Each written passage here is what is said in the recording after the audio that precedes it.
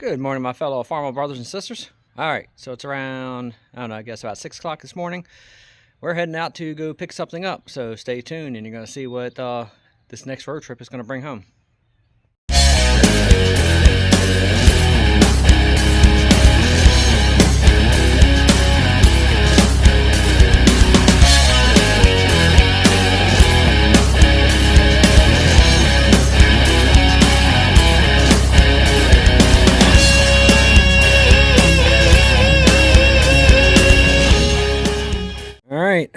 The deck over is all loaded up with some wood, and we're going to take a road trip to go pick up a new loader. Well, old loader, but new to me. So we're going to go pick up a 2001 International Harvester loader, and that's the one I think I'm going to go ahead and stick on to the 450 gas when it's done. I like the Farmall H. Well, I love the Farmall H, and the trip loader is fun, but it's not practical. So I think it's time to go ahead and upgrade to the 2001. Can't beat the price, which is why I'm getting it. Obviously a 2000 would almost be preferable to me because of having the twin cylinders. The 2001, they had a trip bucket version, then they had the single cylinder version. This one's got the single front cylinder, but for what I'm moving around here, I think that single cylinder should be just fine. If for some reason it doesn't seem to want to lift what I need to lift, well, then I guess what? We're going to end up doing a video converting it over to a twin cylinder in the front. No biggie, right? You guys already seen. It's not like I can't weld. So anyway, so we're going to head on up above Allentown, PA, and we're going to go ahead and pick this loader up. I'm a one-man show today. Unfortunately, I don't have any of my co-pilots with me to help. So I'm going to go ahead and use these boards to drop on the ramps, and then the other two boards lay on the deck, so that way it doesn't scrape the trailer up dragging this thing up on here. And if all goes well, it'll go smooth. So, all right, well, let's fire the truck up and let's get out of here. All right, my friends, we are hitched up and we are on our way to go get this loader. So it's about 2 hours and 10 minutes away from the house. So I'm about an hour and 43 right now. So we're all hitched up and let's go get this thing.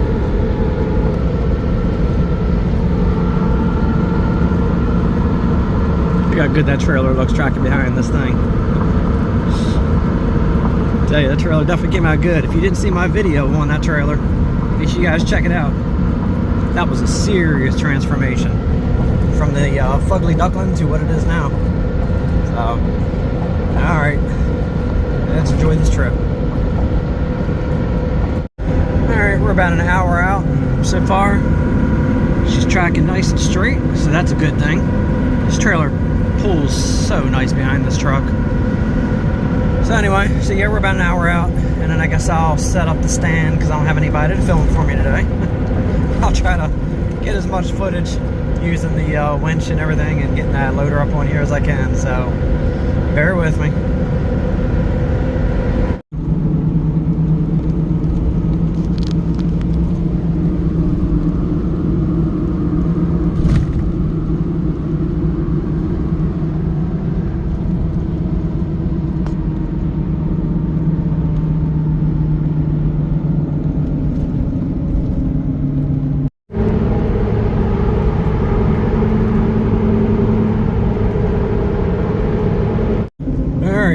We are about 5 minutes away, and it's definitely a little snowier up here, so I'm hoping that the field this thing is sitting in, the snow has melted. I mean, one part it'll make it easier to slide this thing up on the trailer if it's got a little snow and ice on the bottom, but it's gonna make it a little hairier to get to because apparently it's on top of a hill somewhere. So I guess in 4 minutes we're gonna find out. So all right, almost there.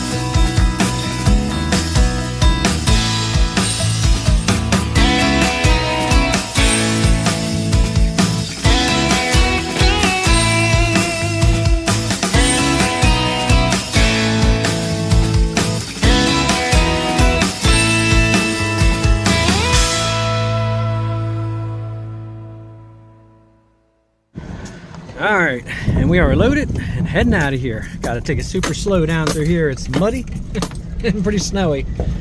So I got to be super careful not to go sliding. So I'm not going to film too much going down through here.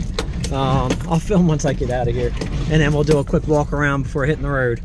Yeah, this one right here. Oh shit! Hang on, let me go around here. All right, got around that turn. Yeah, she's slippery through here. Pulling the weight. Let's just say we're slinging some mud through here, and I just washed the truck. Oh well, shit happens, right? That's what you gotta deal with when you buy farm equipment. But now I gotta wash the trailer and sling the mud up all over it. Yeah, no, quit my whining. All right, let me get out of here. Yeah, it looks like we got an H sitting over here on the hill. I don't know, maybe eventually I might have to talk to him about that. Not that I need another H, but you know. Alright, I am down that driveway and we are out. So I'm going to start the truck back home, about 2.5 hours out, and then I'll do a quick little walk around this loader and show you what I got. So stay tuned. Alright, it's just a busy little area through here, so I pulled over just to double check the straps, make sure I'm good. I threw one extra strap over the middle. Thing's got a nice big heavy bucket on it. Yeah, that's a beautiful bucket on the front of that thing. So I have to find out what that came off of. But anyway, so yeah, 2001 loader. Get some new stickers made. Pressure wash this thing all down. And yep, all the straps are good. We are tight. Alright, and we're ready to hit the road. So do a little bit more detailed in a few. I got 2.5 hours to go and it'll be almost instant for you guys. So I'll be back. Alright, my friends, and we made it. Back home. I'll tell you, all this, I don't know how it is around all you guys' houses, but I'll tell you, around here, this winter so far has been sucking. From it, the ground's not freezing enough to give it a deep freeze. So the whole surface of the lawn everywhere, well, the grass everywhere, it's nothing but a marsh pit. You know, about an inch or so down from the top of the grass down to the mud. It's like driving on oil. We keep getting these stupid freezes at night, and then it thaws during the day. Then it freezes at night, thaws during the day. So the surface of the ground hasn't had a chance to freeze. So I'll tell you, bringing in the truck and the trailer, as you see, it sucks. It really does. So it's like one of the two. It either needs to start getting warm so this shit can dry out, or we need to have a cold ass winter start sometime soon where everything freezes. This in-between crap sucks, especially for moving equipment. Anyway, all right, I'm gonna spin this thing around. Let's take a quick look at this loader now peacefully since I'm back home. All right, so yeah, we had a little bit of mud we were going through, so not all that bad. But I tell you, again, the trailer did one hell of a job pulling this thing. I mean, you can crank this thing down the road 75 mile an hour and she tracks straight as can be. So definitely love this thing. So definitely helped out a lot too, throwing those 2x down. Like I said, that helped dragging this big beast onto here without digging up the trailer. Yeah, it looks like I got one little spot right there from that one bracket, but it's a trailer, right? It's got to get broke in sometime. So anyway, so yeah, he gave me all the pins, everything to it. He gave me the bolts, he gave me the brackets to mount this thing to the frame. I mean, I got everything to it. So I'm thinking actually what I might do, I was kicking around, because obviously I want to put this on the 450 gasser, since I'm restoring that one, well, restoring-ish, rebuilding the engine and replacing a lot of parts, and then freshening up the paint. So let's say, per se, it's not a full restoration, it's just a really extensive refresh. But anyway, I want to put this on that. But for the time being, as I was just saying about this mud, I need to start dropping some stone anyway for the path up here to the garages. So I don't know, I'm thinking I might go ahead and just do a video and mount this thing up to the 450 diesel, since that one's like ready to rock and roll, and I might mount it up to that and hook all the hydraulics up and then see how everything works. It looks like it might be a possibility that the one piston in the front might have a seal starting to go. Not the end of the world. That's not that bad to fix. Yeah, I noticed the guy's John Deere hoe that he used to load this thing on with. It's got the single piston on the front of that. Of course, a lot bigger, but it's got the single piston. So, yeah, I think the single piston will do what I need. I don't think I'm gonna have too much of an issue with it. I do like the fact of how it's got this system right here mounting this bucket up with the arm and the pins and all that, which means I might be able to fabricate a couple of these brackets and have a couple different style buckets and maybe like a skid steer, you know, kind of set up, pouch jack set up on the front. So I might do a video and do that. I actually might make something up, so that'd be kind of cool. It's not the original bucket on this thing, obviously, you know, it's a lot bigger of a bucket. I'm not sure exactly what this is from, but let's just say she's a beast. So shouldn't have any problem doing what I got to do. I do like the fact that it's got the chain, well, it's kind of not the best job of it, but you know, it's got the hooks on here. I got the proper hooks I can hook on. But anyway, yeah, I might go ahead and hook it up to the diesel, and that way I can test it out and see how everything works on it. Obviously, off the bat, most likely I'm going to end up replacing the lines. I might go ahead and hook it up and see what happens. I mean, worst case, I'll lift, blows a line. I guess I'm going to Tractor Supply and getting some lines. So I'm already assuming I'm replacing all the lines, which is fine. But yeah, it's not a bad deal. Like I said, for the price, I mean, 500 bucks. You know, everything's there, brackets, cylinders. I mean, everything's good to go. What the hell? Came off 560, I believe he said it did.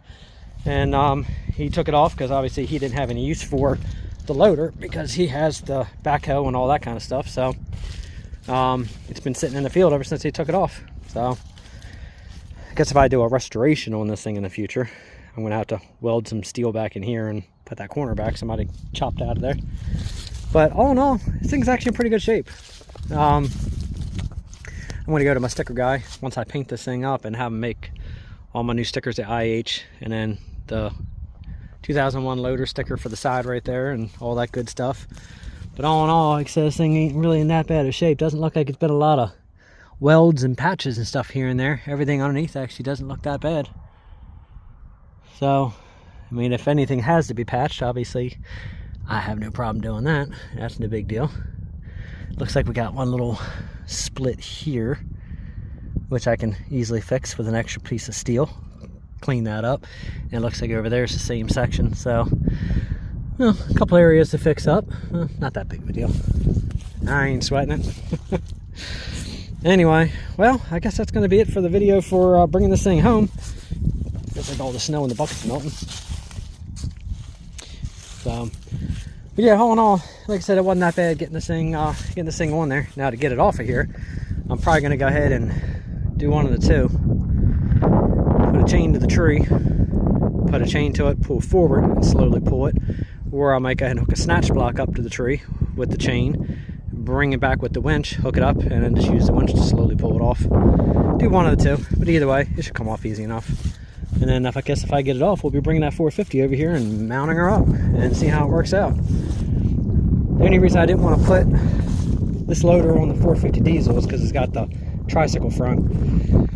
I wanted to put it on the other one because it's got the wide front. So, but you know what? It's only temporary. It's just to go ahead and spread some stone and see how it works. So, no big deal. Alright, well that's it for this video. So make sure you guys like, subscribe, and share. And definitely hit that notification bell because, like I said, I got more videos coming. Lots and lots and lots. I'm finally getting on all this stuff. Anyway, so another good thumbs up for the trailer. She did a hell of a job bringing this thing home. Definitely, it was a great investment actually getting a hold of this trailer and restoring this thing. This thing's been a blessing so far. So anyway, so hit that notification bell, like, subscribe, and share. Until next time, thanks for watching, guys.